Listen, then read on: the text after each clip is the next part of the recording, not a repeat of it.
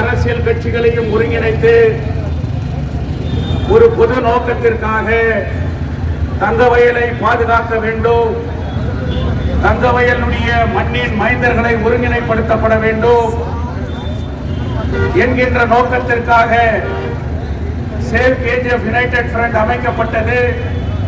பல்வேறு பிரச்சனைகளிலே இன்றைக்கு அதை வலியுறுத்தி ஒரு பிரச்சார இயக்கத்தை நடத்தி மக்கள் மத்தியிலே ஒரு மிகப்பெரிய விழிப்புணர்வை ஏற்படுத்தி வருகின்றோம்.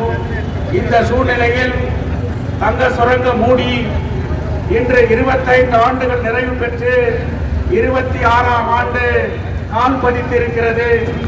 இந்த நாள் மத்திய அரசின் கீழ் இருக்கின்ற இந்த பகுதி மாநில அரசும் சரி மத்திய அரசும் சரி இன்று வரை ஒரு மாற்று திட்டத்தை தங்க வயலிலே ஏற்படுத்தவில்லை. மூடிய சுரங்கம் மூடியபடியே இருக்கிறது. இளைஞர்கள் பெங்களூரை நோக்கி வேலைக்கு சென்று கொண்டு வருகிறார்கள். நாம் குடித்த அந்த தண்ணீர் இன்றைக்கு விஷ தண்ணீராக இன்றைக்கு இருக்கிறது. பிஜிஎம்எல் மருத்துவமனை மூடிய பிறகு ஒரு சரியான மாற்று மருத்துவமனையே இன்றைக்கு ஏற்படவில்லை என்கின்ற சுரங்க தொழிலாளர்கள் 1000 பேருக்கு மேற்பட்டு இறந்து விட்டார்கள். ஆனாலும் கூட அவர்கள் இன்று வரை தன்னுடைய கடைசி நிலுவைத் தொகைக்காக இன்றைக்கு போராடி வருகிறார்கள். குடிவு இருக்கின்ற வீடுகளை சொந்தமாக்கவில்லை. அரசு 2007 மத்திய அரசு கேபினெட் முடிவை எடுத்தது. தங்க சுரங்க குடியிருப்புகளை தொழிலாளர்களுக்கே சொந்தமாக்கப்பட வேண்டும் என்கின்ற ஒரு முடிவை எடுத்தது. ஆனால் இன்று வரை அதை அமல்படுத்தவில்லை. எத்தனையோ பாராளுமன்ற உறுப்பினர்கள் வந்த பிறகும் கூட இன்று வரை அதை அமல்படுத்தப்படவில்லை. அதே நேரத்திலே இன்றைக்கு சுப்ரீம் கோர்ட் 2013 இன்றைக்கு இன்றைய தங்க சுரங்கத்தை தங்கத்தின் விலை அதிகரித்திருப்பதால் மத்திய அரசே எடுத்து நடத்தலாம் என்று சுப்ரீம் கோர்ட் உத்தரவிட்டும் கூட இன்று வரை அமல்படுத்தப்படவில்லை. நாங்கள் புதியதாக நீங்கள் எதையை ஏற்படுத்த வேண்டும் என்று கேட்கவில்லை.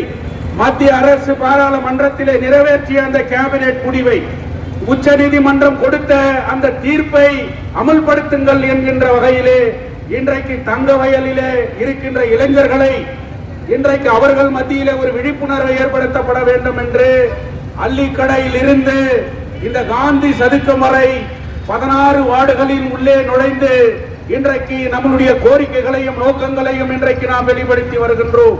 ஆனால் இன்றைய இளைஞர்கள் அதை உணர வேண்டும் என்பதற்காக இப்படிப்பட்ட மிகப்பெரிய ஒரு இயக்கத்தை நடத்தி வருகின்ற நேரத்திலே மண்ணின் மைந்த நான், தங்க சுரங்க தொழிலாளியின் மகன் நான், என் மண்ணிற்காக யாரெல்லாம் குரல் கொடுக்கிறார்களோ அவர்களோடு இணைந்து நானும் குரல் கொடுப்பேன் என்கின்ற மிகப்பெரிய ஒரு பலத்தை ஆதரவை தேசிய இந்திய குடியரசுக் கட்சியினுடைய தேசிய தலைவரோ கோலார் தங்க வயலிலே 2 முறை சட்டமன்ற உறுப்பினராக இருந்தவரோ இன்றைக்கு உச்ச நீதிமன்றத்திலே தன்னை வழக்கு அறிஞராக நியமித்துக் கொண்டு கோலார் தங்க வயலிலும் இன்றைக்கு வழக்கறிஞராக இன்றைக்கு வாதாடி வருகின்ற முன்னாள் சட்டமன்ற உறுப்பினர் மரியாதைக்குரிய தங்கவயல் மண்ணின் மைந்தன் தளபதி எஸ் ராஜேந்திரன் அவர்கள் போராட்டத்தை ஆதரித்தார் என்கின்ற போது இதற்கு சேவ் கேஜிஎஃப் யுனைடெட் ஃப்ரண்டிற்கு மிகப்பெரிய ஒரு யானை பலம்